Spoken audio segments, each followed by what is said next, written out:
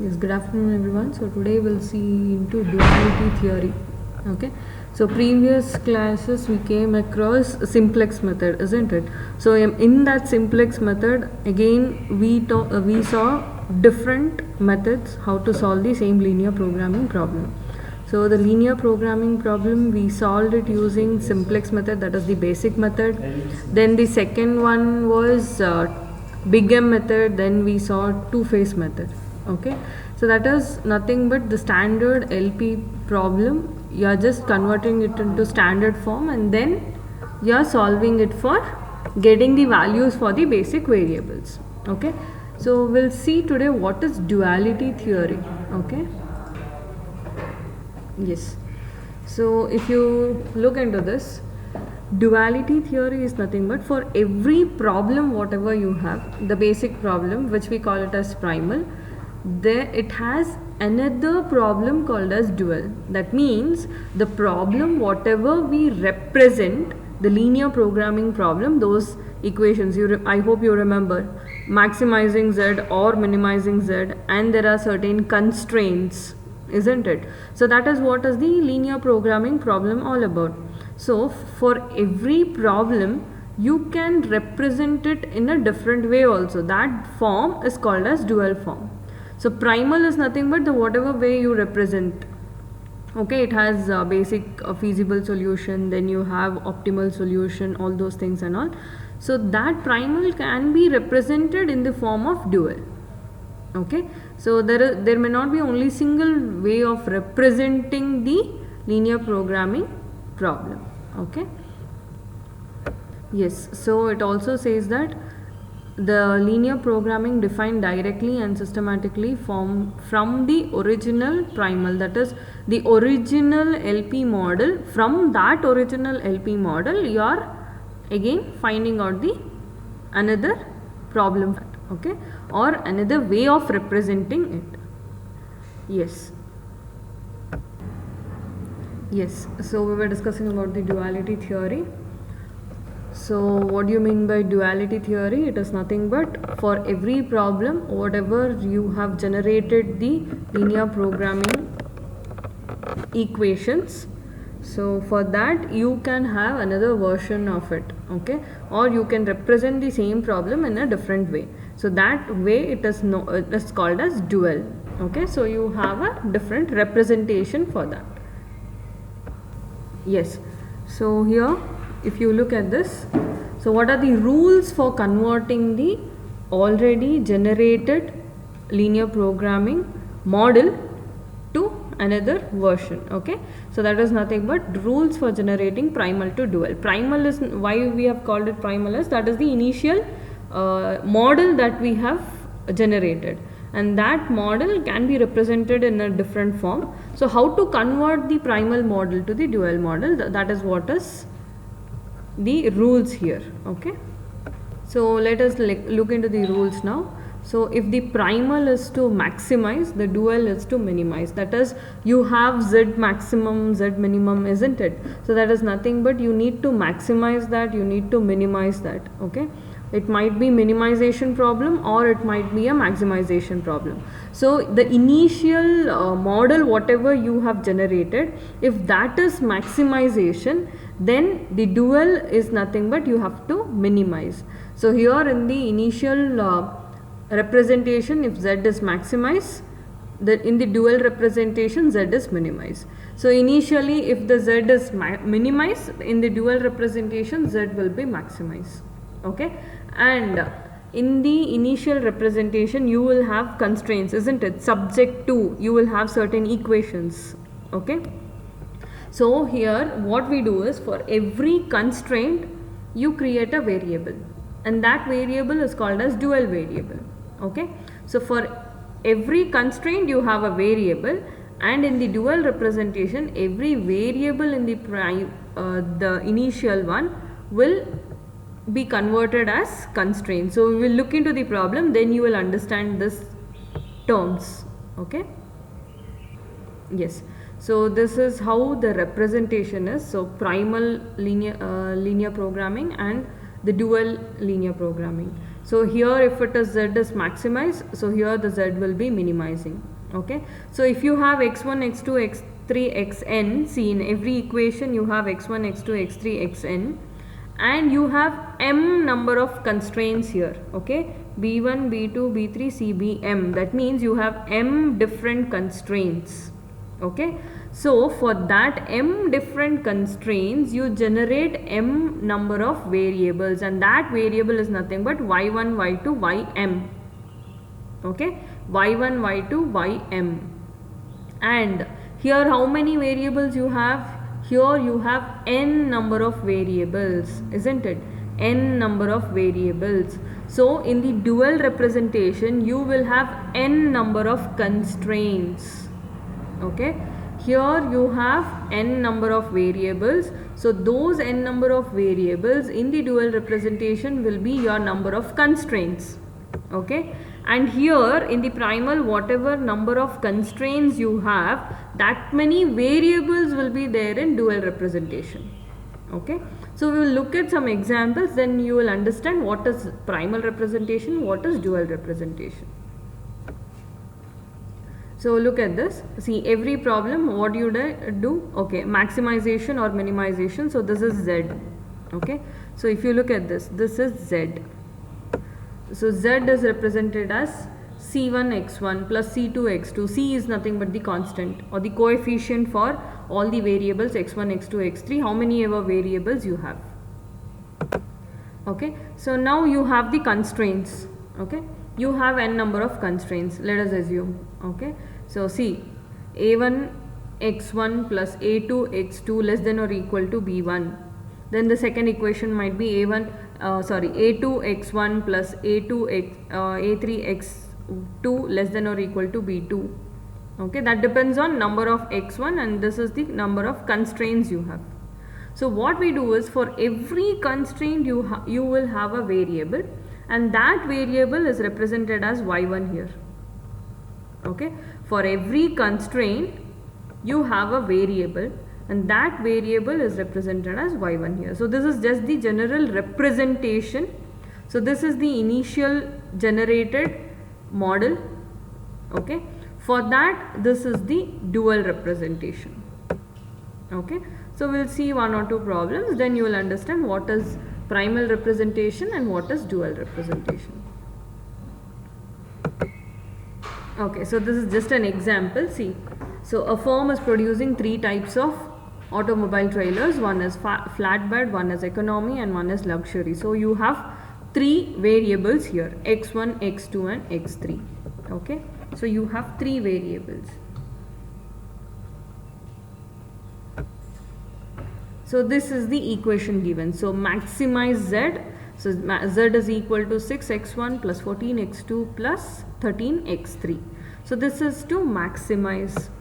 Okay, so this is to maximize. And what are the constraints? So how many constraints you have? You have two constraints here. Can you look at this? See, half x1, that is 0.5 x1 plus 2x2 plus x3 less than or equal to 24, and x1 plus 2x2 plus 4x3 less than or equal to 60. So here you have two constraints. Okay, so now this one you have to represent it in the dual form, that is in a different way of representation. Okay, so how do we represent it? We will see. Okay, so for that let us first see how we solved it using the simplex method. So this is the initial representation. So this is what is the standard form. Okay, so you can see the standard form here. So what did we do? In the standard form we introduced the slack variables. So here, because we have less than or equal to, for the slack variable you will have only plus s1, isn't it? You can see in the equation here. So plus s1 equal to 24. In the second equation you can see x1 plus 2x2 plus 4x3 plus s2 equal to 60. Okay, we have not introduced any artificial variable here.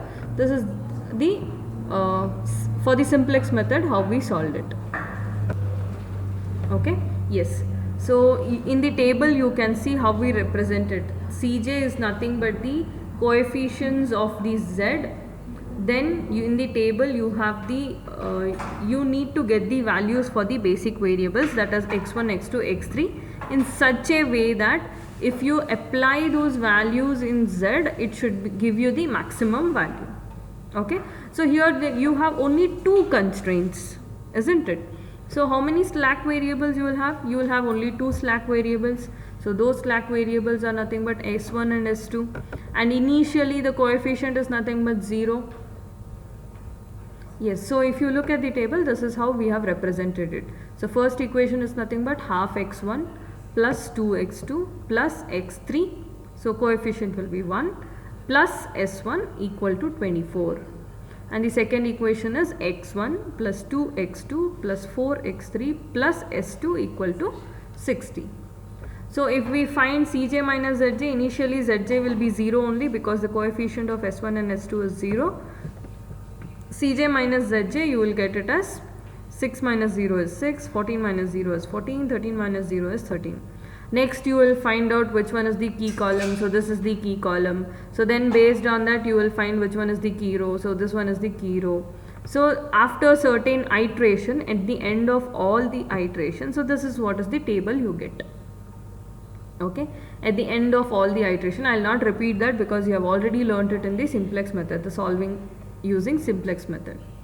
Yes, so finally x1 and x3 you will get in place of s1 and s2.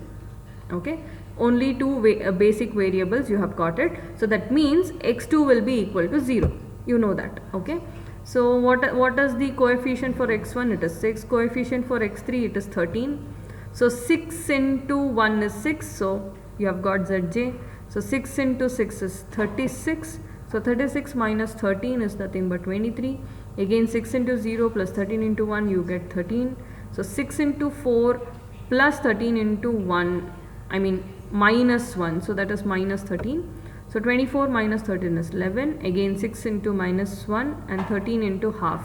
So 13 into half is nothing but 6.5, minus 6 is 0.5. So if you calculate Cj minus Zj, this is what you get, isn't it? So minus 9, minus 11, minus half. So that means no further iteration. You have got all the values less than or equal to 0. So now if you see, S1 has got the value minus 11 and S2 has got the value minus half. This is nothing but the penalty whatever we tell.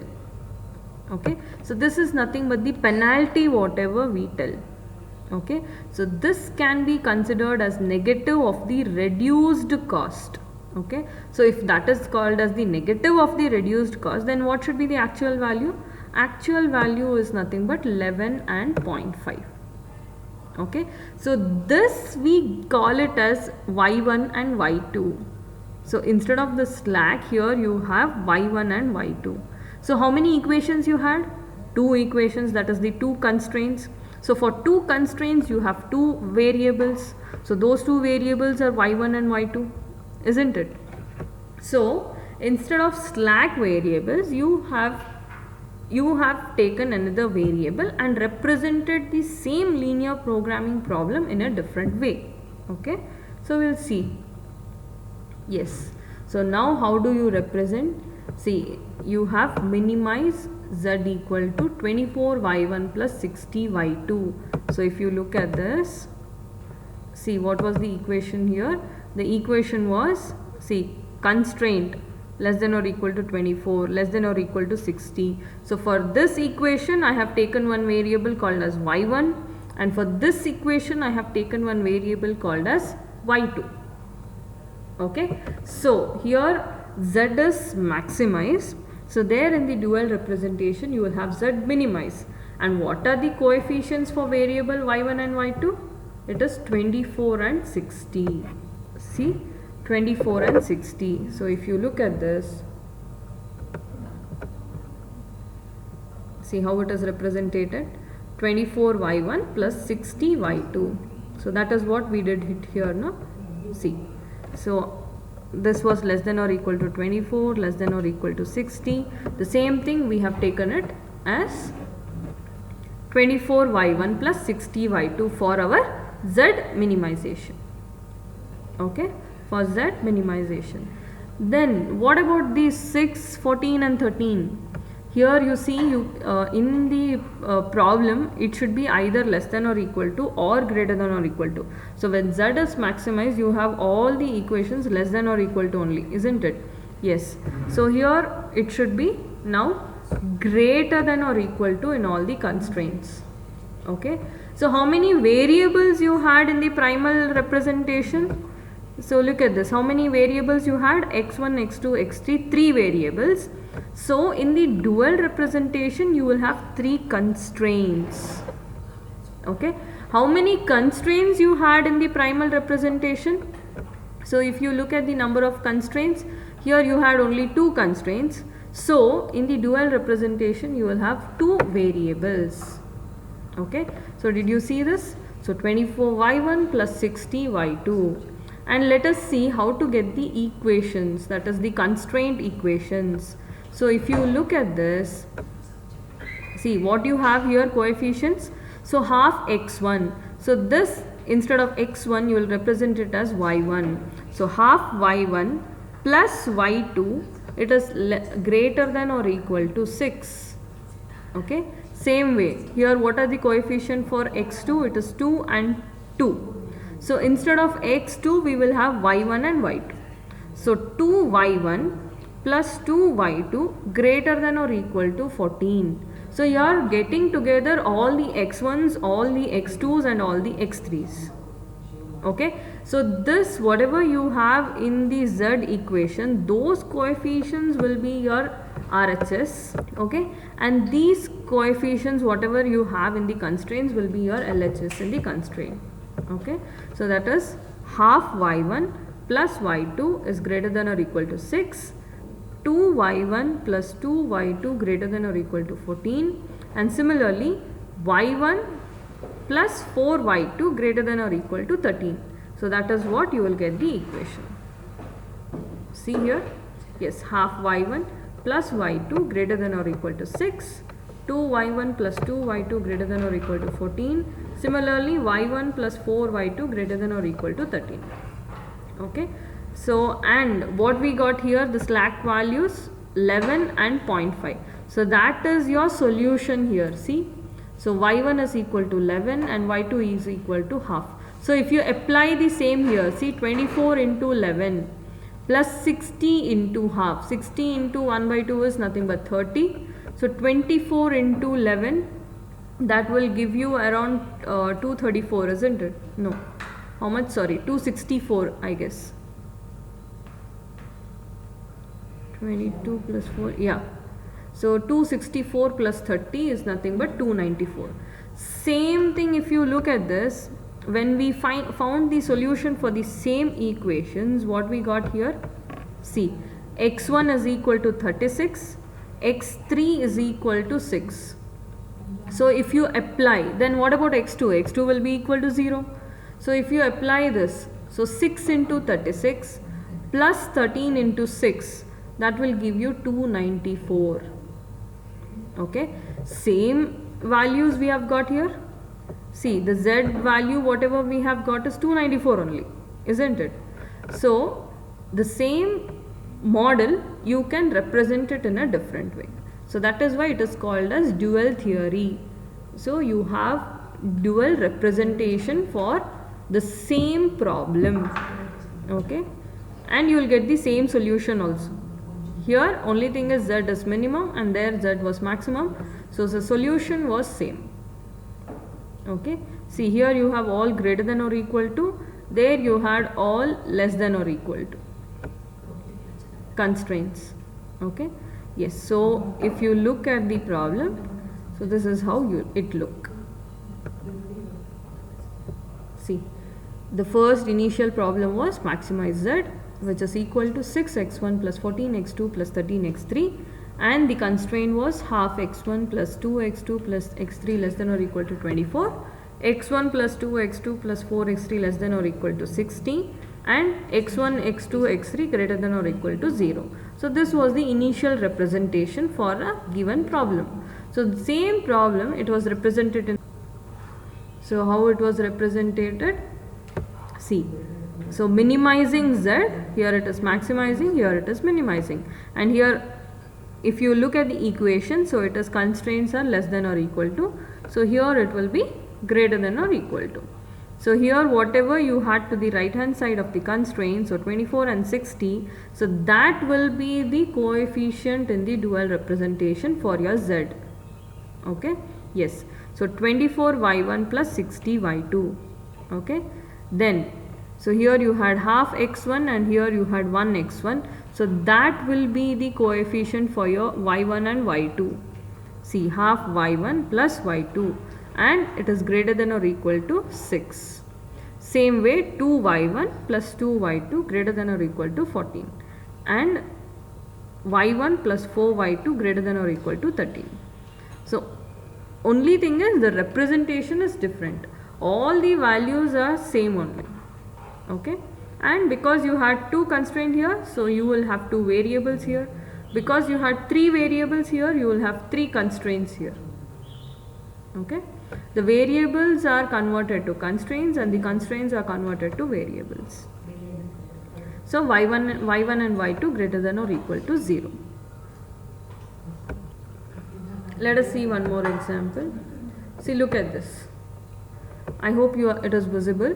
Yes, so z is equal to 3x1 plus 5x2. And what are the constraints? x1 less than or equal to 4, 2x2 less than or equal to 12, 3x1 plus 2x2 less than or equal to 18. Okay, so 3x1 plus 2x2 less than or equal to 18. And x1 comma x2 is greater than or equal to 0. So we have defined one dual variable for each constraint. So what are those variables? For one constraint you have individual one variable. So first constraint it is y1, second constraint it is y2, third constraint it is y3. Okay, so because you have three constraints, you have three variables. Okay, so now let us see the dual representation. So here z was maximization, so here z is minimization. So here x1 less than or equal to 4, you have y1. So what is the coefficient? It is 1. So 1 y1. So wherever you have x1, again you will check. See, here you have 3x1. So it is 3y3. Okay. And it is greater than or equal to 3. See here, what is the coefficient for x1? It is 3. So you will get that 3 here. Okay. Yes. Now wherever you have x2. Okay, so here you have x2, here you have x2. So what will be the equation? So 2y2 plus 2y3, it is greater than or equal to 5. Okay, so you can see this. So here how many variables you had? Two variables. So here you will have two constraints. Here how many constraints you have? Three constraints. So here you will have three variables. Okay, so then what will be the z? So minimization z will be equal to 4y1 plus 12y2 plus 18y3. So that is how we have represented it. So look at this. The primal has two variables and three constraints. See, two variables, that is x1 and x2. How many constraints? Three constraints. That will be converted to dual. So while converting to dual, how will have? So three variables and two constraints. Okay, three variables and two constraints. And here it is z maximization, so here it will be z minimization. And here in the constraint, if you see, all the equations are less than or equal to. Okay, and here everything will be greater than or equal to. Okay, yes, let us see one more example. See here in the primal, what is the condition? So z is nothing but minimization. So sorry, it is not equal to, this is plus. Okay, so 10x1 plus 15x2. Okay, 10x1 plus 15x2. So what are the constraints? So how many constraints you have? You have two constraints here. So 5x1 plus 7x2 greater than or equal to 80. 6x1 plus 11x2 greater than or equal to 100. See, when it is minimization, it is greater than or equal to. When you had maximization, it was less than or equal to. Okay, so while converting also you have to convert the same way. Here it is minimization, so all the constraints it should be greater than or equal to. Yes, so now how the dual will be?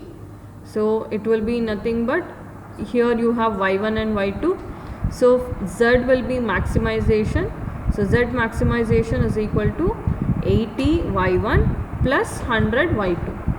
And what are the constraints? Constraints will be 5y1 plus 6y2 less than or equal to 10. Same way, 7y1 plus 11y2 less than or equal to 15. Okay, so that is how you are converting. See, z will be maximization here, because here it was minimization, here it is maximization. And 80 y1 plus 100 y2. See here, 80 and 100. Then if you look at this, 5y1 plus 6y2 less than or equal to 10. See, 5y1 plus 6y2, because for each constraint we have given a variable. First constraint the variable is y1, second constraint the variable is y2. So 5y1 plus 6y2 less than or equal to 10. 7y1 plus 11y2 less than or equal to 15. So that is what we have done here. Okay. Yes, are you getting this? See here, this is the primal. So 12x1 plus 4x2, and these are the constraints: 4x1 plus 7x2 less than or equal to 56, 2x1 plus 5x2 greater than or equal to 20, 5x1 plus 4x2 equal to 40. When you have maximization in Z, all the constraints, the equation should be less than or equal to. So first we need to convert it to less than or equal to. Here we have one greater than or equal to and one equal to. So greater than or equal to, easily you can convert to less than or equal to by applying negative sign. So minus 2x1 minus 5x2 less than or equal to minus 20. Okay, but how do we represent this equal to 40? This again you will have to represent it in two ways. Okay, I will just show it here only. So if I consider this, see, this can be represented as 5x1 plus 4x2 less than or equal to 40, less than or equal to 40. Okay, and one more representation, because it is equal to, you can have both less than or equal to, greater than or equal to. So 5x1 plus 4x2 greater than or equal to 40. Okay, so now what we can do is, see, this first one doesn't have any problem because it is less than or equal to only, but because this is greater than or equal to, we need to convert it to less than or equal to. How will we convert it to less than or equal to? Nothing but you are just applying the negative sign. So it is minus 5x1 minus 4x2, so less than or equal to minus 40. Okay, so this is what you are going to do. So how many equations you will have in total? You will have 4 equations. So let us see, minus 5x2 less than or equal to minus 20. Okay, so if you see, these two equations we have converted it. So this is converted into minus 2x1 minus 5x2 less than or equal to minus 20, and this equation is converted into two forms because it was only equal to. So that is nothing but 5x1 plus 4x2 less than or equal to 40, and another one is minus 5x1 minus 4x2 less than or equal to minus 40. So in total you will have 4 equations. Okay, so this one more equation is nothing but the same equation, that is 4x1 plus 7x2 less than or equal to 56. Okay, so in total you will have 4 equations. So these are the 4 equations which is in the standard form.